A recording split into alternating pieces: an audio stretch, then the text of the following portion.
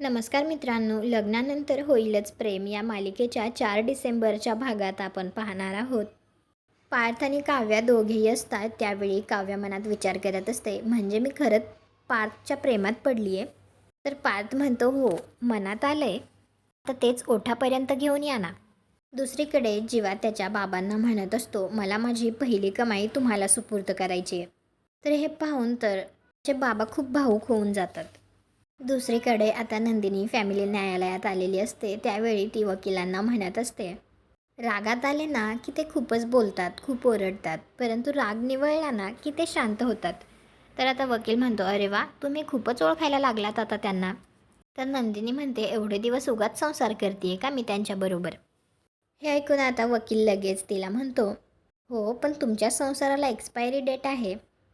तुम्हाला हा भाग कसा वाटला ते कॉमेंट करून नक्की सांगा. व्हिडिओला लाईक करा, आपल्या मराठी मालिका चॅनलला सबस्क्राईब करा. भेटू पुढील भागात.